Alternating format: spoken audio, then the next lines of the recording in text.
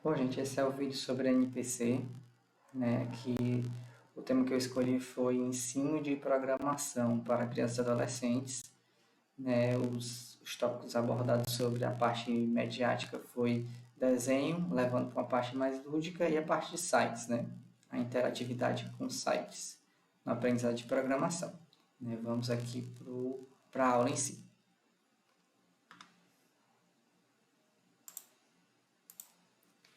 Bem, no ensino de programação para crianças, né, é muito importante que tipo de abordagem, como essas crianças ou adolescentes vão ser abordados com relação à programação.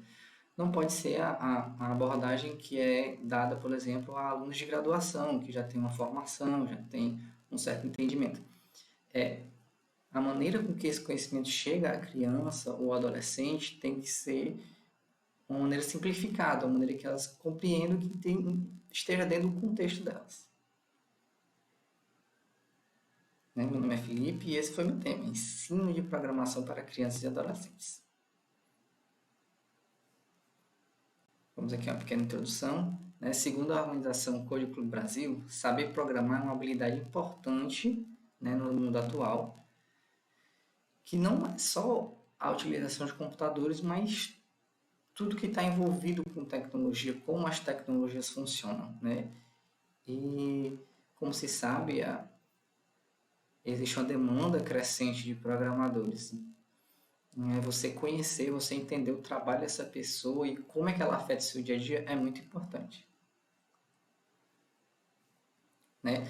Aqui a gente vai falar um pouquinho do lúdico, né? Que é essa parte do desenho. Eu vou mostrar aqui o contraste de um livro que eu peguei de referência, um livro feito para crianças, para ensinar programação a crianças.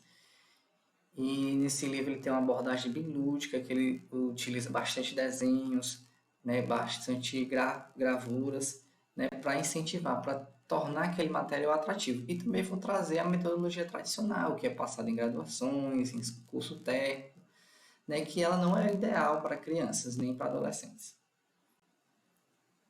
Né, como a gente pode ver aqui, é uma coisa bem colorida, letras grandes, com gravuras, né? Você pode ver aqui que ele tomou todo um cuidado na preparação do material, né?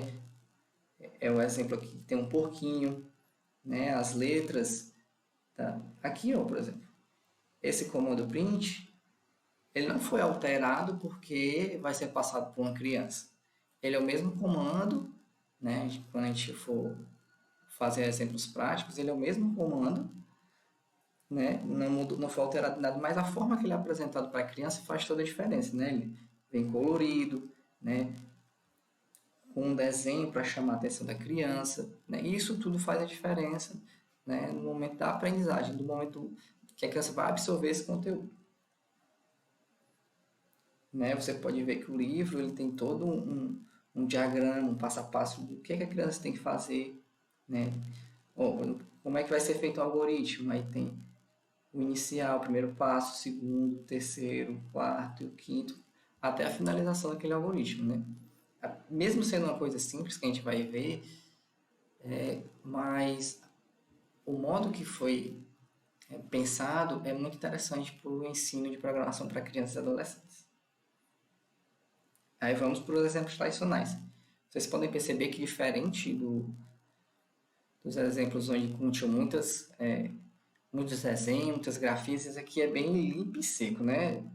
Tá aqui o comando, tá aqui a instrução do programa, sem muitos rodeios, explica basicamente o que é e bola para frente. Aqui um outro exemplo igualmente, né? Limpo e seco, preto no branco, sem nenhum atrativo. Python, por que escolher a linguagem Python para abordar com crianças e adolescentes? É muito simples. Né? O Python ele é uma linguagem muito difundida, uma linguagem já que já tem um tempo aí que está e ele está sendo muito utilizado e muito estudado atualmente. Então isso traz muito material, né? comum se estimularem as crianças a estudarem desde pequenas a programação, e o Python, como a gente vai ver que ele é uma linguagem menos burocrática, e se auxilia, né, na aprendizagem da criança ou do adolescente ou até do próprio adulto com relação à linguagem. Né? Essas facilidades que a linguagem traz é um incentivo para ela ser utilizada como linguagem inicial. E isso é muito importante. Né? Vamos voltando aqui o slide, né? Que a gente vai abordar os tópicos que vão ser abordados nessa aula, né? O que é codificação, vamos conhecer um pouquinho do Python, vamos usar uma IDE, né? Vou explicar o que é uma IDE, e essa aqui é uma IDE em particular que já vem com Python. Vamos fazer um programinha básico, vamos ver algumas estruturas básicas da linguagem Python. Vamos lá. O que é codificar? Né? Como explicar isso para uma criança? Codificar basicamente é dar instruções para o computador fazer uma certa atividade. Né? Isso é codificar. Então, não é muito diferente do que as crianças que já estão habituadas com o videogame, né, que dão comandos, e a partir daqueles comandos o jogo faz uma determinada ação. Programar basicamente é isso. Então, hoje, com né, esse mundo digital, a criança já nasce inserida nele, então é mais fácil de você, né, jogar essa compreensão para a criança. Ela já entende melhor. A gente vai conhecer aqui um pouquinho do Python, né? O Python surgiu na década de 90, né? E já criou milhões de aplicativos. Hoje, se eu não me engano, a segunda linguagem mais usada do mundo, né? É amplamente difundida, tem uma documentação excelente, é uma boa linguagem para iniciantes e por isso que a gente, né, escolheu o Python. Aí a gente vai conhecer um pouquinho a IDE que já vem com ele quando você instala o Python, né? Essa IDLE, né? Uma IDEzinha bem simples que você pode editar seu script ou executar na hora, né? É uma linguagem bem simples, assim. Para uma criança, o que é uma IDE para uma criança? É como se ela fosse brincar com uma caixa de Lego, por exemplo, né? Para ela brincar com a caixa de Lego, ela precisa ter os Legos e a caixa de Lego. Né? A mesma coisa quando você vai trabalhar com a linguagem de programação. Para você programar, você precisa dessa caixa de Lego, porque a partir dos blocos você vai montar a sua casa, vai montar um carro, vai montar um avião, né? E a ideia é basicamente essa caixa que guarda as peças de Lego. Python seria como se fossem as peças e a IDE é como se fosse a caixinha onde você guarda as suas peças de Lego. Né? Essa aqui é a interfacezinha, né, da IDE, aqui diz a versão, qual é a versão, diz qual é o seu sistema. Opa, aqui. Né? Diz qual é o seu sistema operacional. Aqui é o seu código mesmo. Né? E aqui você pode inserir mais linhas de código. É basicamente uma interface bem simples, né? sem muitas complicações. Né? E agora a gente vai fazer aqui, né? Seguindo aqui esse diagrama, fazer nosso primeiro programa. Né? Vamos iniciar, vamos dizer um olá, vamos digitar nosso nome, que ele vai aparecer na telinha. Vamos lá.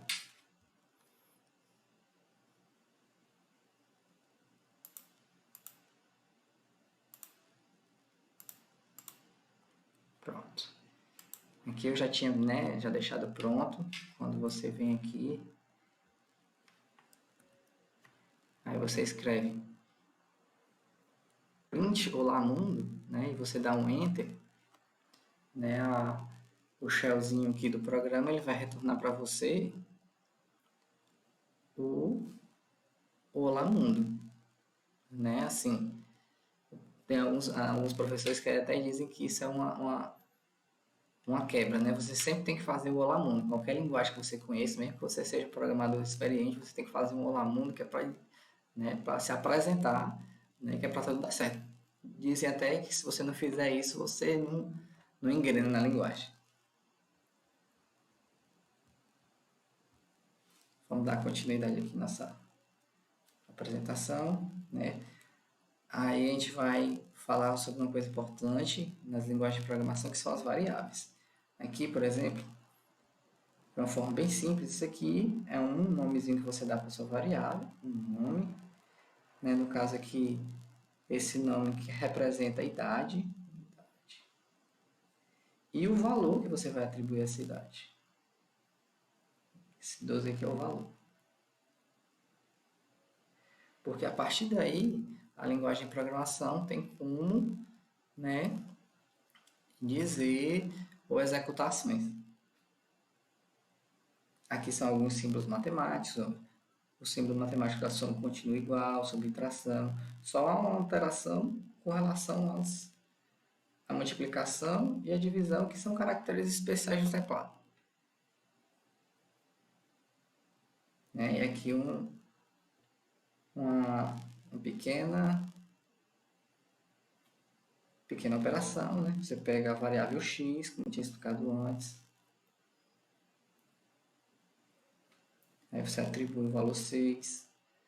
Aí você pode pegar uma nova variável y, né, e atribuir um outro valor. Depois mandar imprimir, né, por exemplo, a multiplicação e obter o resultado aqui.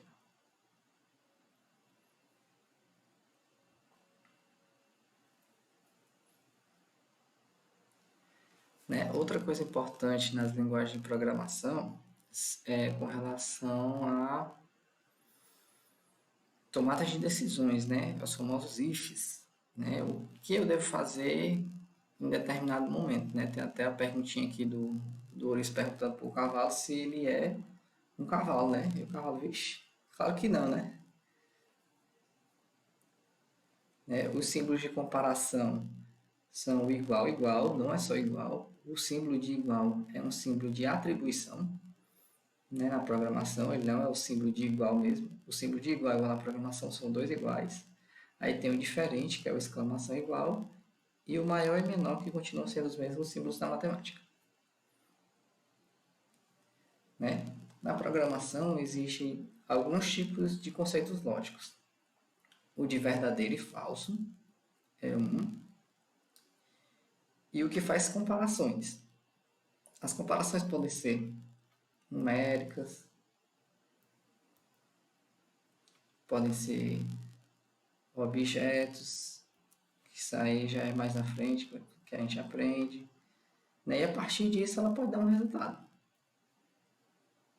Né? Aqui você pode ver que ela vai fazer, ó, se a idade for igual a 10, né? Se a idade que a pessoa passou lá no programa dela foi igual a 10, ele vai dizer para você tem 10 anos. A partir dessas decisões, dessa metodologia, né, o software, o programa, pode tomar determinadas ações, de fazer uma coisa ou fazer outra.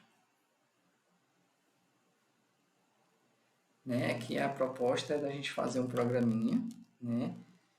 Aqui a gente vai contar quantas zebras tem. Uma, duas. E quantos abacaxi tem? Um, dois, três, quatro, cinco. Né? Que seria a proposta final aqui no programa que a gente vai fazer já já. E vamos lá, tá a mão na massa.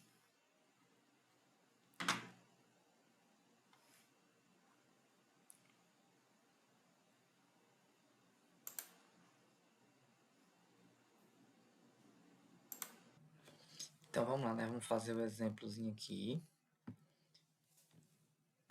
Né? A gente contou lá que tinha duas zebras, então a gente vai começar dizendo zebra igual a 2.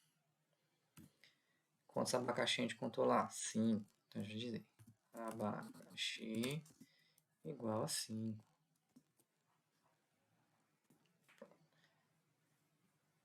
E aí a gente vai comparar para ver quem é o maior. Se a quantidade de zebras ou a quantidade de abacaxi. Vou colocar if zebras. A quantidade de zebra é maior do que a de abacaxis? Não, né? Para responder não. Mas a gente vai colocar aqui para ver se o programa está sabendo fazer as coisas mesmo.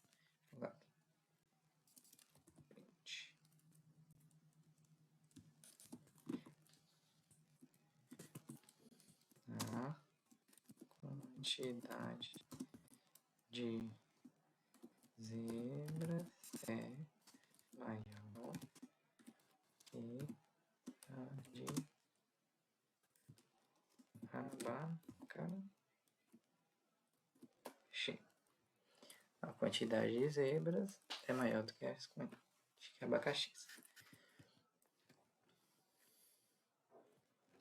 Caso não seja isso, ele vai ter que dizer o seguinte.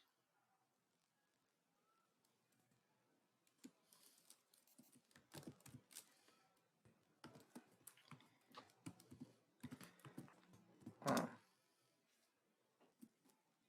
quantidade de abacaxis é maior que a de zebras. E aí, vocês acham que o computador vai escolher o quê? A gente contou, a gente sabe que a quantidade de abacaxis é maior do que a de zebras. Será que o computador vai acertar? Se a gente tiver programado certo, ele vai acertar. A quantidade de abacaxis é maior do que a de zebras, né?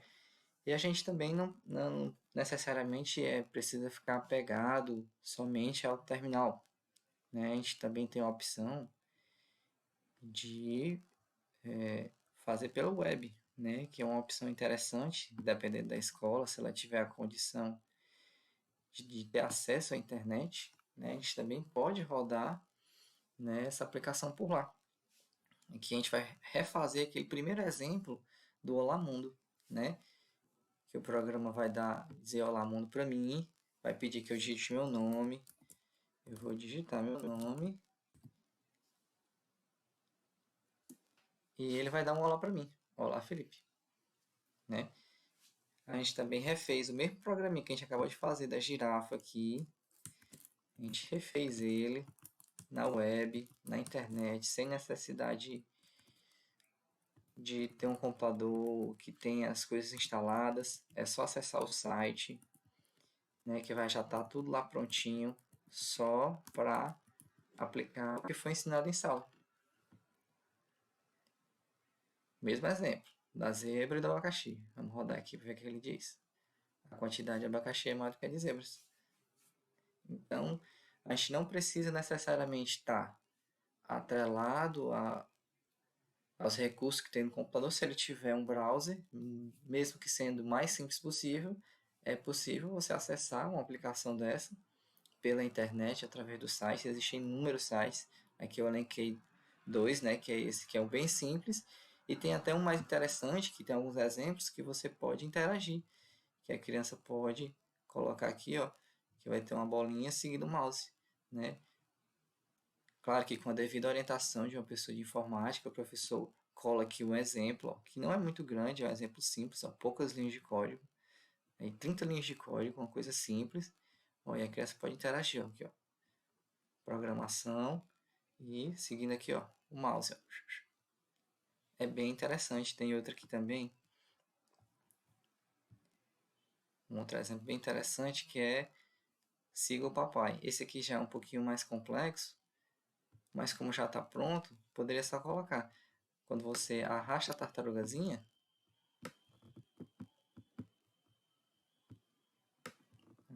aí ela segue, ó. Os filhotinhos seguem ela.